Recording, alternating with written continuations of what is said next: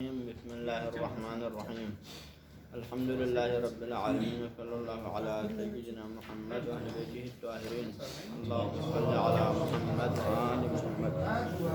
اما بعد گفتگو کر رہے تھے ہم ان ادلے میں جو عقد فضولی کے بطلان والوں نے بیان فرمایا تھا کہ عقد فضولی ان کے نظر میں باطل ہے اور اس کے اوپر انہوں نے ادلہ اربعہ سے استدلال کیا تھا. تو ان میں سے ہم نے وہ استدلال قرآنی کا ذکر کر دیا کہ قرآن پاک کی آیات سے انہوں نے استدلال کیا تھا, اس کا ہم نے جواب دے دیا. اور یہاں سے آگے جو شق ثانی میں ہماری جو بات پہنچے ہیں سورۃ ثانی میں وہ یہ ہے کہ روایات سنت رسول اور سنت ائمہ معصومین کے ذریعے سے انہوں نے استدلال کیا ہے عقد فضولی کے بطلان پر. عقد فضولی کون سا عقد فضولی؟ جو شق اول میں ہے, یعنی یبیع المالک ما عدم سبق منع منہ, اس کی بطلان کے اوپر. ٹھیک ہے, تو روایات میں سے تقریباً 6 قسم کی روایات انہوں نے ذکر کیا ہے, اس پر ہم گفتگو کر لیتے ہیں. وہ اما سنہ یعنی اما سنہ والروایات التي استدل على بطلان بیع الفضولی, یعنی وہ روایات جو بیع فضولی کے بطلان پر انہوں نے جس نے استدلال کیا ہے. یہ والے آ جائیں. تو فہیہ اخبار, تو یہ بھی متعدد اخبار جمع کا صیغہ ہے. کا مطلب کیا ہے؟ روایت خبر واحد نہیں, ایک روایت دو روایت نہیں بلکہ اخبار متعدد روایات موجود اس حوالے سے. ٹھیک ہے جی, جن کے ذریعے سے انہوں نے استدلال کیا تھا.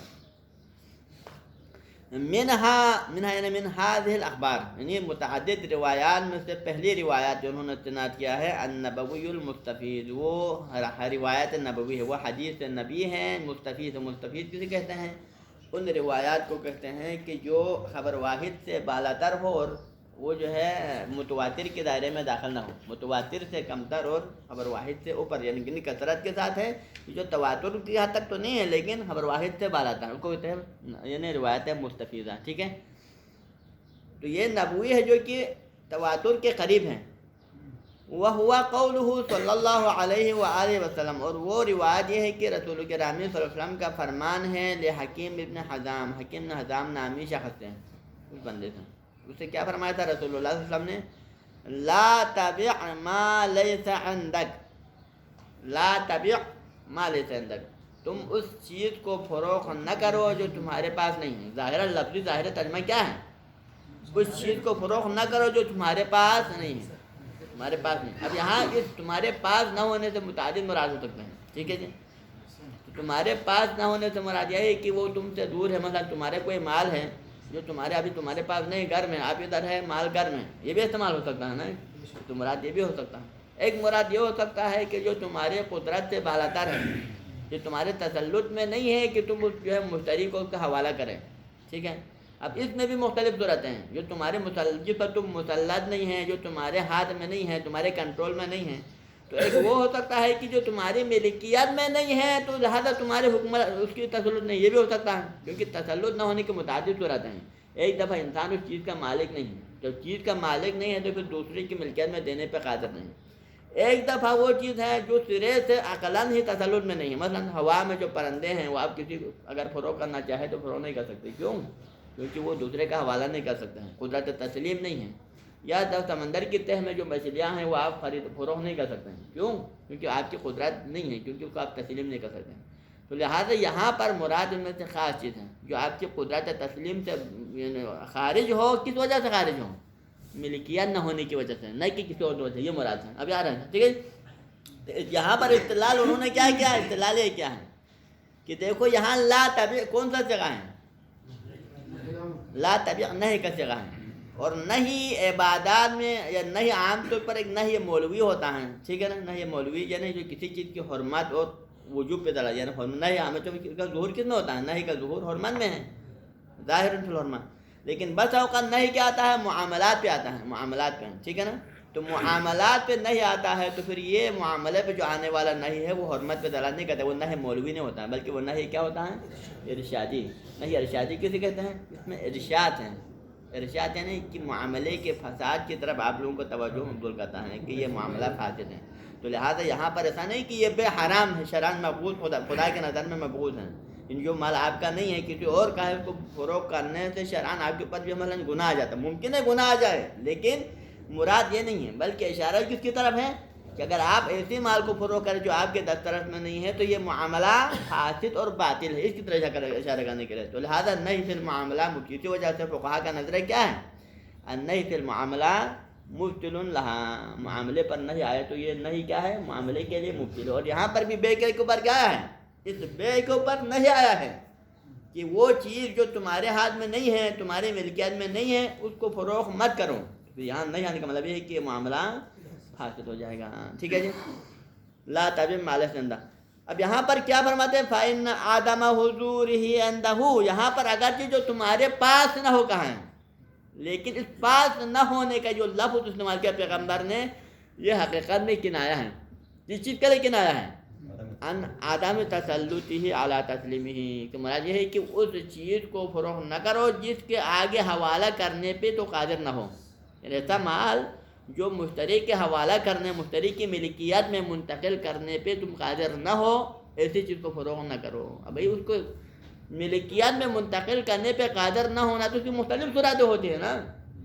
کبھی آپ کے عقلاً آپ کے دسترس میں نہیں ہیں، کبھی آپ مالک نہیں ہیں، تو لہٰذا کون سے مراد جو فرماتے ہیں کہ یہ آدم ہر قسم نہیں، یہاں پر قدرت علی تسلیم نہ ہونے کی جو صورتیں ہیں وہ تو متعدد ہے نا، لیکن یہاں مراد کیا ہے؟ جو تسلیم پہ مسلط نہ ہو، کس وجہ سے؟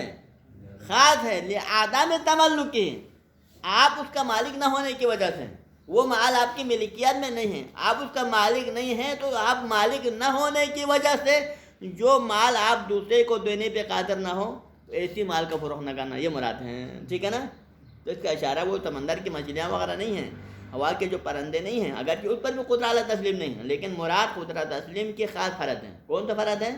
کہ جو مالک نہ ہونے کی وجہ سے آگے حوالہ نہ کر سکیں، یہ والی صورت ہے۔ ٹھیک ہے، تو لہٰذا یہ ہو گیا پہلی روایت۔ اس پہلی روایت سے ہم نے صغرا و کبرا، ایک صغرا ہوتا ہے کبرا ہوتا ہے نا، کبرا کیا ہے؟ قاعدہ کلی، قاعدہ کلی کے ذریعے سے رسول اللہ نے ہمیں فرمایا کہ ہر وہ چیز جس کا آپ مالک نہ ہونے کی وجہ سے، غیر مالک ہونے کی وجہ سے کسی کا حوالہ نہ دے سکتا ہو، اس کی ملکیت میں منتقل نہیں کر سکتا ہو، ایسی چیز کو فروخت مت کرو، یہ قانون کلی، یہ کبرا ہے۔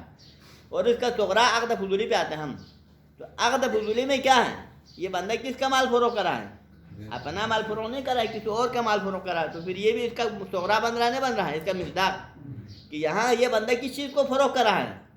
ایسی چیز کو فروخت کرا ہے جس کے تسلیم پر یہ قادر نہیں ہے۔ کیوں قادر نہیں ہے؟ کیونکہ یہ مالک نہیں، تو نتیجے میں خود بخود اس کبرا کا یہ صغرا بن جاتا ہے، اس کا یہ فرد اور مصداق بن جاتا ہے، تو نتیجے میں یہ نہیں خود بخود کس کو آئے گا؟ اس فرد کے اوپر بھی آئے گا، لہٰذا نتیجے میں عقد فضولی کے بطلان اور فساد ثابت ہو جاتا ہے۔ ٹھیک ہے، یہ ہو گیا روایت اول۔ اب ان کا جواب انشاءاللہ مصنف ایک ایک کر کے بعد میں دیتے ہیں، ابھی ہر ایک کا بھی جواب نہیں دیتے ہیں، بلکہ بعد میں ترتیب وار اس کو ہم نے رد کرنا ہے۔ اب آتا یعنی روایت ثانی کی طرف اشارہ، فَيَكُونُ مُسَاوِقًا لِلنَّبَوِيِّ الْآخِرِ، تو پھر یہ روایت اگرچہ اس میں لفظ ما لیس عندک کا لفظ آیا ہے، اگرچہ ظاہراً اس میں کیا لفظ آیا ہے؟ ما لیس عندک، لیکن مراد ما لیس عندک کا اپنے ظاہری معنی نہیں ہے، بلکہ قدرت تسلیم نہ ہونا مراد ہے۔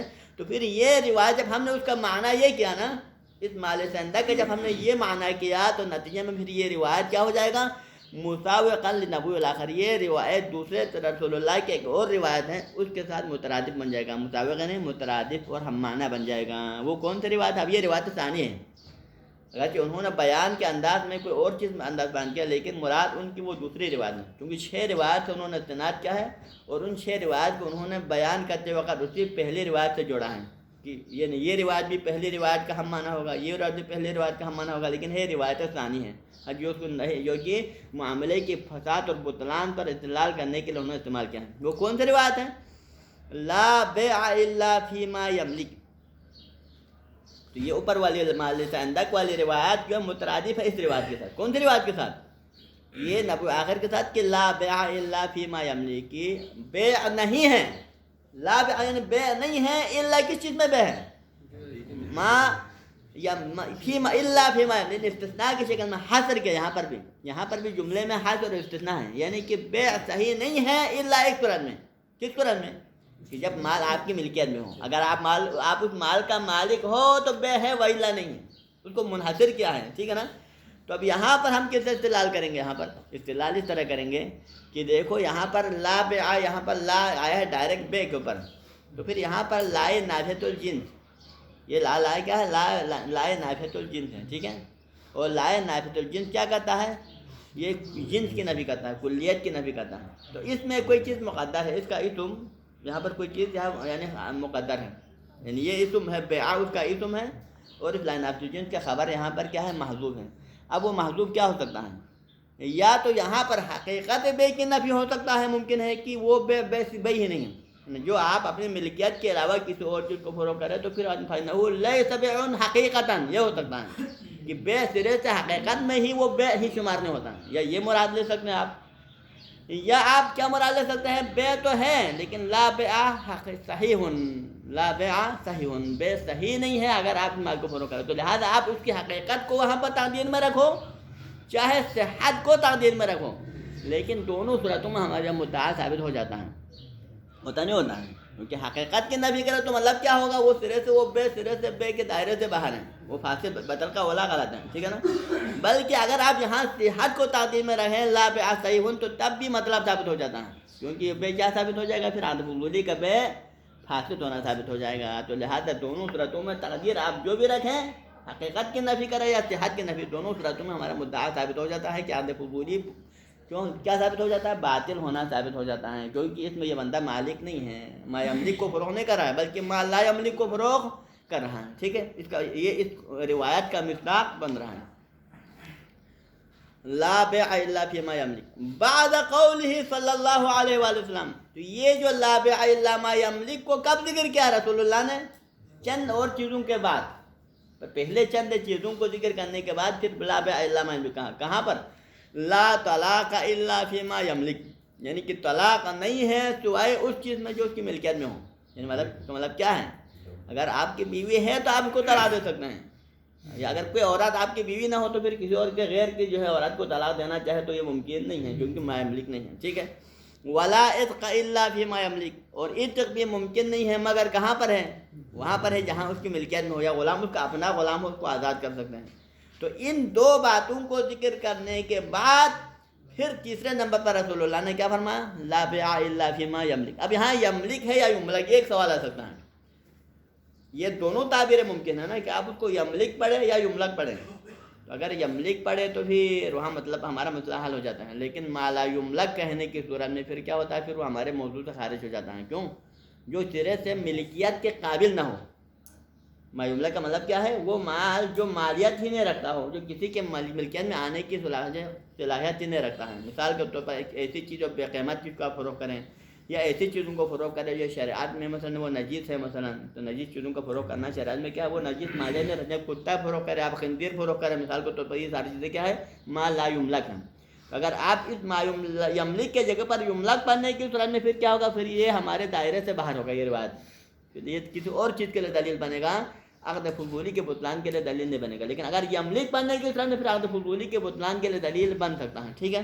لیکن اسی روایت کے اندر قرینہ موجود ہے، اسی روایت کے اندر آپ لا بیع الا ما یملک نہیں پڑھ سکتے ہیں، بلکہ آپ کو کیا پڑھنا چاہے؟ یملک پڑھنا چاہے، کیونکہ اس میں قرینہ ہے۔ کیا قرینہ ہے؟ کیونکہ اس سے پہلے لا طلاق الا ما یملک ولا عتق الا ما یملک میں یملک وہاں پر کیا ہے؟ اس سے مراد کیا ہے؟ یملک ہے، یملک نہیں ہو، کیونکہ وہاں پر جو آپ کی مالیات نہیں رکھنے والی چیزوں کے بارے میں گفتگو نہیں ہے، تو لہٰذا ان دونوں کا ہونا قرینہ ہے کہ یہاں پر مراد یملک مراد ہے، یملک مراد نہیں ہے، تو لہٰذا یہ احتمال یہاں سے کیا ہو جاتا ہے؟ اس قرینے کی موجودگی میں رد ہو جاتا ہے۔ یہ تو ہو گیا روایت ثانی کہ اس روایت نبوی میں پیغمبر نے کیا فرمایا؟ آپ ایسی چیز کو فروغ نہ کریں جو آپ کی ملکیت میں نہ ہو، اور عقد فضولی میں بھی کیا ہے؟ ایسی چیز کو فروغ کر رہا ہے جو ما لا یملک ہے، تو نتیجے میں پھر یہ اس روایت کا مصداق بن رہا ہے، اور خود بخود اس کے اوپر نہیں آیا ہے، اور نہیں فی العبادہ کیا ہے؟ نہیں فی المعاملہ مبطل ہے۔ اب تیسری روایت آ رہا ہے، تیسری روایت ولیما کی طرف ہے، مساوقاً للنبوی و مساوقاً لما ہے، لفظ مساوقاً ہر ایک سے پہلے کے لفظ مساوقاً، تو یہ پہلی والی جو روایت نبوی ہے نا، مال سے اندک والی روایت مساوق و مترادف ہے کس روایت کے ساتھ؟ لما اس روایت کے ساتھ مترادف ہے، یعنی بالفاظ اگر اس شکل میں وہ تیسری دلیل بیان کر رہا ہے، روایت ثالث کو بیان ہو، یہ روایت ثالث ہے اور انہوں نے بیان کرتے وقت اس کو نبوی اول کے ساتھ ہم مساوق قرار دے کے بیان کیا ہم وہ مساوقا لما، اور یہ روایت مساوق ہے اس تیسری روایت کے ساتھ۔ کون سی روایت ہے؟ لما ورد فی توقیع العسکری صلوات اللہ علیہ الصفاریو، امام حسن العسکری علیہ السلام نے توقیع خط کی شکل میں لکھا تھا کس کو؟ صفار، محمد ابن حسن صفار کو، جو کہ آپ کے اصحاب میں سے ایک ہیں، اس کو کتابت کی شکل میں فرمایا تھا۔ کیا بیان فرمایا تھا وہاں پر؟ کہ لا یجوز بیع ما لیس یملک، لا یجوز بیع ما لیس یملک، ایسی چیز کا بیع جائز نہیں ہے جو آپ کے ملکیت میں نہیں ہے۔ جائز نہ ہونا سے مراد بھی وہ حرمت نہیں، حرمت تکلیفی نہیں، بلکہ یہاں پر وہی اشارہ ہے فساد کی طرف، جائز نہ ہونا فساد کی اشارہ ہے، یعنی یہاں پر حکم مولوی نہیں بلکہ حکم احتجاجی ہے۔ ہاں جی، تو لہذا ما لا پہلی روایت میں کیا آیا تھا؟ ما لا یملک ہے، لیکن اب اس روایت میں کیا رہا ہے؟ ما لیس یملک، مطلب ایک ہے جو آپ کی ملکیت میں نہیں ہے اس کو فروغ نہ کرو، تو نتیجہ میں پھر عادت فضولی کا جو بے ہے وہ بھی کیا ہے؟ باطل ہے۔ کیوں باطل ہے؟ کیونکہ وہ ما لا یملک کو فروغ کر رہا ہے جو کہ جائز نہیں ہے۔ تیسری روایت، چوتھی روایت وما عن وما بھی یہاں پر لفظ مساوقاً پر عطف ہے، وہ مساوقاً لما، اور یہ روایت نبی اول جو پہلی روایت ہے وہ مساوق اور مترادف ہے۔ کس چیز کا مترادف ہے؟ ما عن الحمیری، ایک روایت جو حمیری سے نقل ہوا ہے۔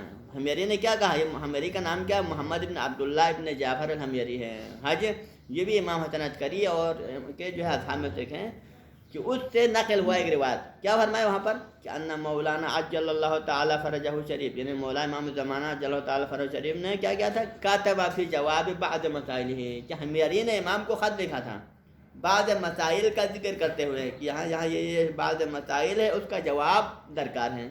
تو پھر امام نے کیا لکھا؟ کاتب فی جواب میں لکھا بعض مسائل، حمیری کے بعض مسائل جو انہیں کتبی شکل میں امام کو پہنچا تھا، امام نے اس کا جواب اسی کتبی شکل میں لکھ کے دے دیا۔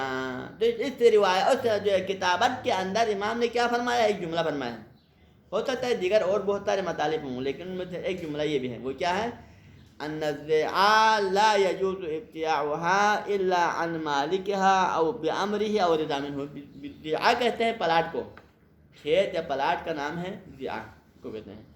تو کسی زیعہ کے بارے میں سوال کیا تھا شاید راوی نے، تو اس کے جواب میں امام نے فرمایا کہ کسی بھی کھیت یا پلاٹ کو لا یجوز ابتیاع، اس کو خریدنا یا فروخت کرنا جائز نہیں ہے، الا کس کی طرف ہو سکتا ہے؟ الا عن مالک، یا تو خود مالک سے ہو سکتا ہے، یہ عن مالک کا مراد نیابت، مالک کی نیابت میں مراد نہیں بلکہ خود مالک مراد ہے۔ یہاں پر کسی بھی مال کو جو کہ کھیت یا پلاٹ ہے اس کو فروخت کرنا جائز نہیں ہے، الا عن مالک، یا تو ہے کس کی وجہ، کس کے ذریعے سے ہو سکتا ہے؟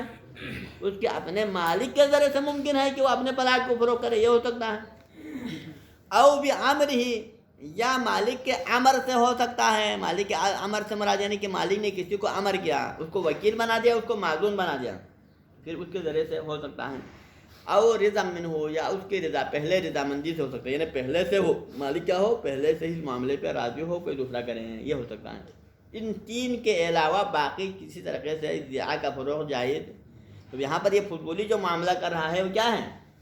نہ خود مالک ہے، نہ مالک کے امر سے ہو رہا ہے، اور نہ مالک کے رضا سے ہو رہا ہے۔ بعد میں راضی ہونا الگ موضوع ہے، لیکن ابھی جو ہو رہا تھا پھر کام کرتے وقت یہ تینوں چیزیں اس کے اندر نہیں ہیں۔ جب یہ تینوں چیزیں نہیں ہیں تو اس روایت کی روشنی میں یہ معاملہ لا یجوز میں آتا ہے، لا یجوز ہے نا، لا یجوز میں آتا ہے، جائز ناجائز نہیں تو مراد پھر وہی ہے کہ یہ معاملہ فاسد اور باطل ہے۔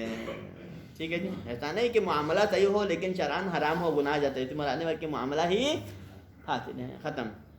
یہ تو کیا روایت نمبر 4۔ اور پانچویں روایت وما فی الصحیح عن محمد ابن مسلم، ایک روایت صحیح میں آیا ہے جو کہ محمد ابن مسلم سے آیا ہے، الوارد فی ارض، اور یہ روایت وارد ہوئی ہے ایک زمین کے حوالے سے۔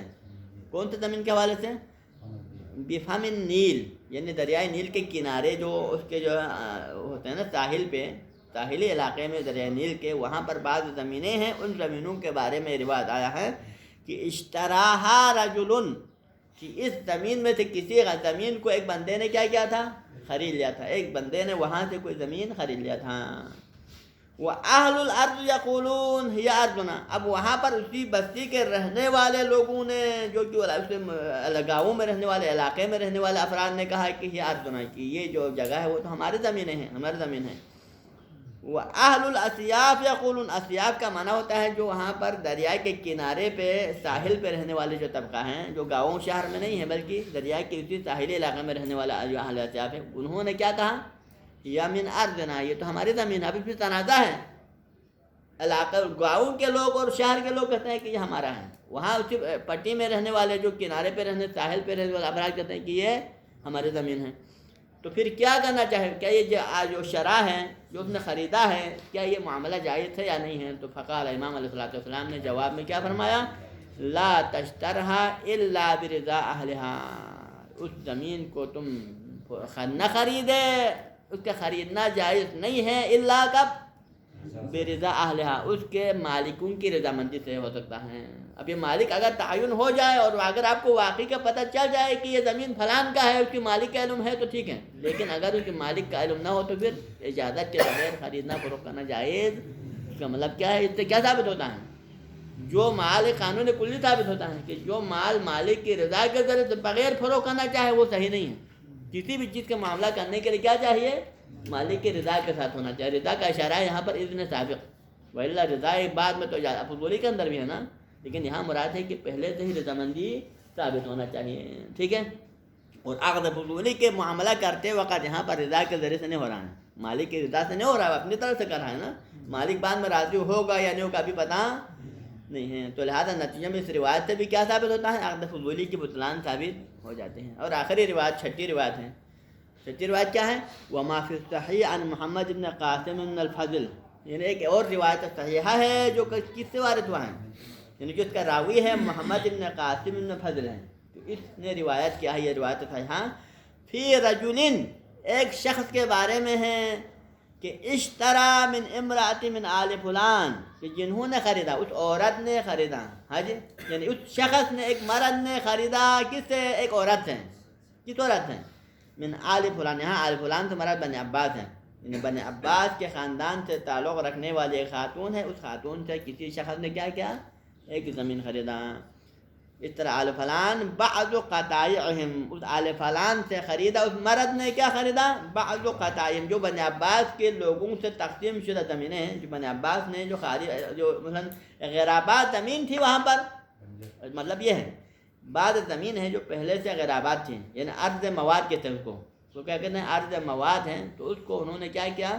بنی عباس کے خلفاء نے اپنے بعض لوگوں میں کیا کیا؟ اس زمین کو تقسیم کیا، تقسیم کرنے کے بعد انہوں نے بعد میں اس زمینوں کو آباد کاری کیا۔ اب یہ زمین جو آپ کے شاید علم میں ہے کہ جتنے بھی زمینیں جو اراضی مواد میں ہوتا ہے وہ امام کا ہوتا ہے، اراضی مواد جتنے بھی ہیں، جہاں کہیں بھی جنگلوں میں، دریا کے جو کنارے پہ یا پہاڑوں پہ جہاں پر بھی جو مردہ زمینیں ہیں وہ مال امام ہوتا ہے، امام کا مال ہوتا ہے۔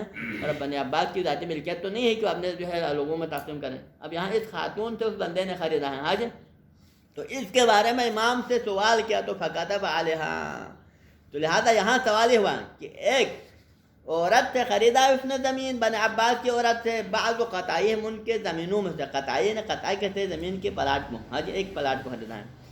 فکتب علیہا کتابا، اور اس خریدنے کے بعد، اس زمین کو خریدنے کے بعد اس عورت کے اس یعنی شرع کے حوالے سے انہوں نے کیا لکھا تھا؟ ایک کتاب، ایک یعنی یہاں پر کہتے ہیں ہاں جی، وہاں پر مکاتبہ ہوتا ہے نا، تو مکاتبہ انہوں نے لکھا تھا۔ مکاتبے میں کیا لکھا تھا؟ مکاتبے کے اندر کہ انہا قد قبضت المال، مکاتبے میں یہ لکھا تھا کہ عورت نے جو ہے سمن کو قبضے میں لیا ہے۔